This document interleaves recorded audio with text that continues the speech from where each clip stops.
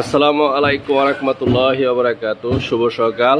আশা করি সকল প্রবাসী ভাই বোনেরা এবং সর্বস্তরের মানুষেরা আল্লাহর রহমতে ভালো আছেন আর বিশেষ করে ভালো থাকবেন। আজকে আমাদের রাজীব ভাইয়ের কিছু গল্প তুলে ধরবো আপনাদের মাঝে। রাজীব ভাই, আসসালামু আলাইকুম ভাই।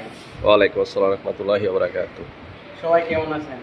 আলহামদুলিল্লাহ সবাই ভালো আছেন। আমি জানি অনেকেরই কষ্ট আছে, আলহামদুলিল্লাহ ইনশাআল্লাহ সব ঠিক হয়ে যাবে।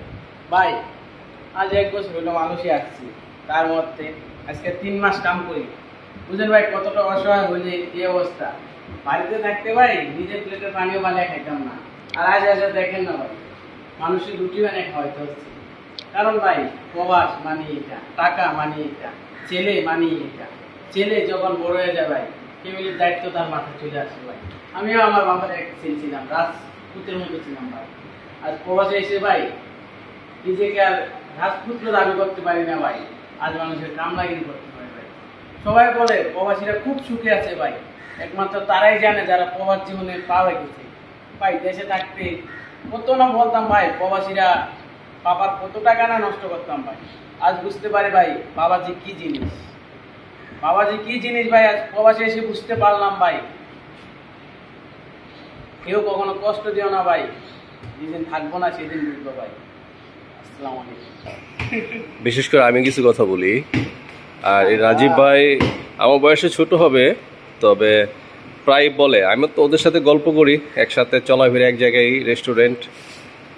ও গল্প করে যে ভাই আজকে ভাগ্যের পরিহাস যে মালয়েশিয়া আসছি, আজকে রুটি বেলতে হয়। আর বাংলাদেশে ঘুম থেকে উঠে বাইক নিয়ে যাইতাম, রুটি নাস্তা করে বাসায় ফিরতাম আর কলেজে আসা যাওয়া করতাম। তো নিয়তি কেমন, হ্যাঁ?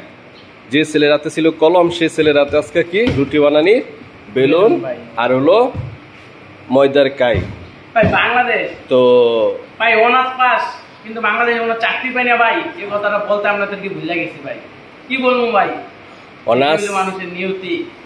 অনার্স কমপ্লিট কইরাও মানুষের বাড়িতে আইসা এই রুটি বলতে হইতাছে পরের কাজ। তো যত প্রবাসী ভাইয়েরা আছেন আর যত বাংলাদেশে স্কলার বা যারা লেখাপড়া করতেছেন, কলেজে আছেন, তবে সময়টাকে সঠিক কাজে লাগাবেন আর ভালোভাবে থাকবেন আর ভালো মতো চলবেন।